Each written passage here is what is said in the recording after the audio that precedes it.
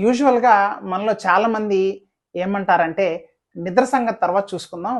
ముందు పని పూర్తి చేద్దాం అని. కానీ నిజం ఏమిటంటే, నిద్రను నిర్లక్ష్యం చేస్తే శరీరం మెల్లగా బలహీనపడుతుంది. ఎందుకంటే, నిద్ర అనేది విశ్రాంతి మాత్రమే కాదు, అది శరీరం తనను తాను మరమ్మతు చేసుకునే ఒక ప్రయోగశాల.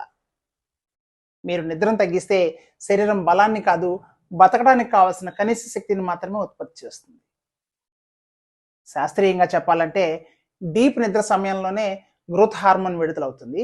అది కండరాల మరమ్మత్తు, కణాల పునరుత్పత్తి, హార్మోన్ల సమతుల్యత, శరీర బలానికి అత్యవసరం. మెదడు రోజు మొత్తం సేకరించిన సమాచారాన్ని క్రమబద్ధం చేస్తుంది గాఢ నిద్రలోనే. మీరు సరైన నిద్ర పోకపోతే ఒత్తిడి హార్మోన్ అయిన కార్టిసోల్ పెరిగి శరీరాన్ని ఎమర్జెన్సీ మోడ్లో ఉంచుతుంది.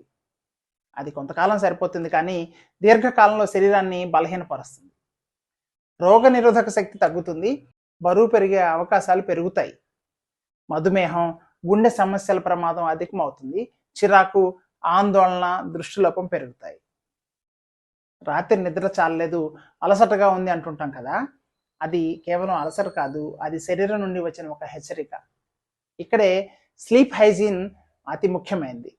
స్లీప్ హైజీన్ అంటే ప్రతిరోజు ఒకే సమయానికి నిద్రపోవటం, పడుకునే ముందు మొబైల్, ల్యాప్టాప్, టీవీ స్క్రీన్లను చూడడాన్ని తగ్గించడం, సాయంత్రం తర్వాత కాఫీని తగ్గించడం, పడక గదిని చీకటిగా ప్రశాంతంగా ఉంచటం.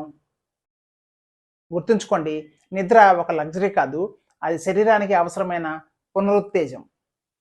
మీరు శక్తిని కాఫీలో వెతుక్కోవచ్చు, కానీ నిజమైన శక్తి నిద్రలోనే ఉంది.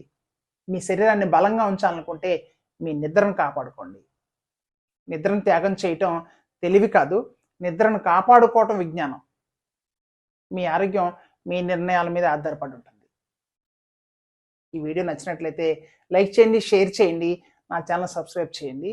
నా నెక్స్ట్ వీడియో మీ నోటిఫికేషన్లకు రావాలంటే కిందన్న బెల్ ఐకాన్ నొక్కి ఉంచండి. మరొక మంచి వీడియోతో రేపు కలుద్దాం. అంతవరకు స్ట్రాంగ్గా ఉండండి, ఆరోగ్యంగా ఉండండి, సంతోషంగా ఉండండి. నమస్కారం.